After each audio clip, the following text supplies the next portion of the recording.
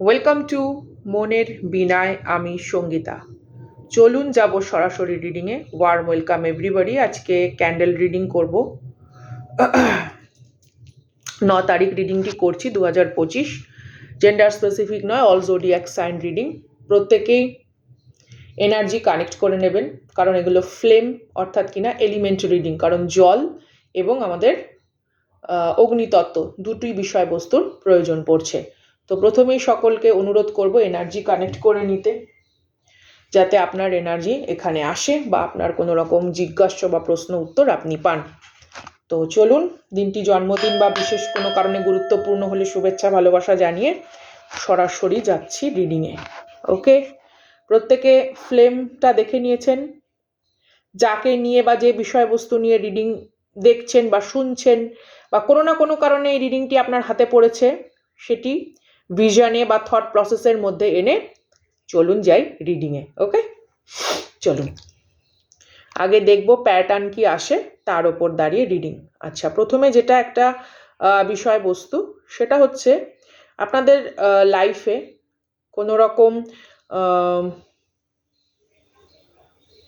পারিপার্শ্বিক পরিবেশ বা পারিপার্শ্বিক যেটা আমরা বলি আর কি, আমাদের গৃহ বা ধরুন আমাদের কর্মস্থান বা যেখানে ধরুন আমাদের একটা রেগুলার যাতায়াত রয়েছে, ঠিক আছে, সেখানে কোনো একটা পজিটিভ চেঞ্জ আসতে পারে, বা ধরুন এখানে কোনো রকম তথ্য সমৃদ্ধ হতে পারেন আপনি, ঠিক আছে, regarding to your work area.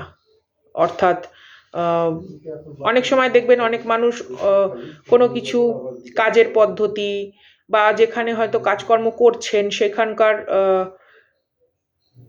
কারুর দ্বারা হয়তো প্রশংসিত হন, কারুর দ্বারা হয়তো তিনি পরিচালিত হন। আবার অনেক ক্ষেত্রে দেখা যায় কোনো মানুষ আপনাকে ভালো বুদ্ধি দিয়ে সহযোগিতা করলো, বা রিগার্ডিং এখানে কোনো রকম মানে যদি আপনি কোনো রকম লিগাল মানে ইস্যুতে আর কি কারো সাহায্য চেয়ে থাকেন, হতে পারে কোনো প্রাজ্ঞ উকিল, বা হতে পারে কোনো হেলথ রিলেটেড বিষয়বস্তু, যেমন ধরুন কোনো প্রাজ্ঞ ডক্টর, বা এমন হতে পারে এখানে আপনি কোনো প্রাজ্ঞ প্র্যাকটিশনারের সাহায্য নিলেন। অনেক সময় তন্ত্রাদিক বা কোনো স্পেল প্রক্রিয়ার রিমুভ করার দরকার হয় বা সেটাকে রিভিউ করার দরকার হয়, তো সেই সমস্ত বিষয়বস্তু। আচ্ছা, এখানে যে অ্যালফাবেটগুলো ইম্পর্টেন্ট সেগুলো একটু বলে দিই। CDPSJRUTMBA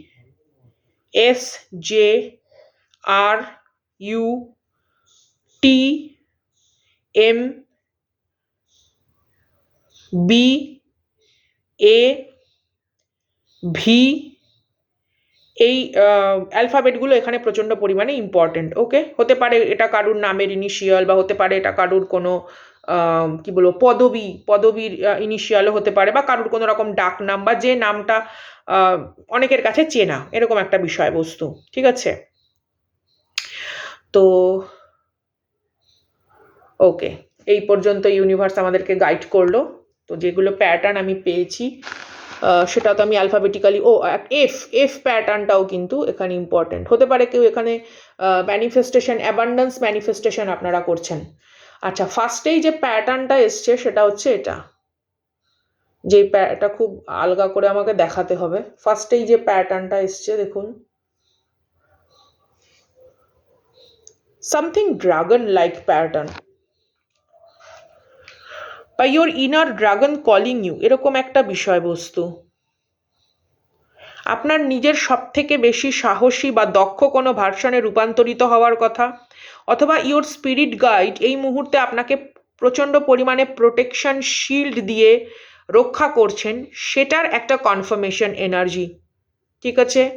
আরেকটা যেটা বিষয়বস্তু এখানে এসছে, এখানে যদি আপনারা এইভাবে ব্যাপারটাকে দেখেন, মানে ইনফাইনাইট সিম্বলটা যদি একদিকে আমরা পেন দিয়ে ঘষে দিই, দেখুন এরমভাবে যদি ধরি, একটা ইনফাইনাইট সিম্বল, মানে এখানে যেমন একটা ছোট্ট ছিদ্র দেখা যাচ্ছে, বাট এখানটা কোনো কারণে ভরাট হয়ে গেছে।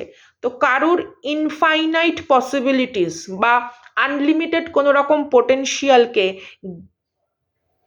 ইনার উইজডম দিয়ে গ্র্যাব করার কথা এখানে বলা হচ্ছে, বা আপনি কোনো রকম থট প্রসেসের মধ্যে নিজেকে লিমিটেড করে ফেলেছেন। ইউনিভার্স আপনাকে আপনার ইনার ড্রাগন, যেটা আমরা বলি যে আনলিমিটেড পোটেনশিয়াল, বা আপনার যে কি বলবো, দ্য ভার্সন, যেটা হাইয়ার ভার্সন, সেই ভার্সনকে আপনার ভেতরে ওয়েলকাম করতে বলা হচ্ছে, because to achieve more, because to gain more. সেটা প্রসপারিটি হতে পারে, সেটা নলেজ হতে পারে, হোয়াট এভার, বা সেটা ধরুন কারোর রিলেশনশিপও হতে পারে। সামথিং অথেন্টিক কোনো বিষয়বস্তুকে গ্র্যাব করার জন্য ইউনিভার্স এখানে আপনাকে আহ্বান জানাচ্ছে। চলুন এবার যাব আমরা অরাকেল কার্ডস আমাদেরকে কি জানায় সেই বিষয়বস্তুগুলো আমরা একটু দেখব।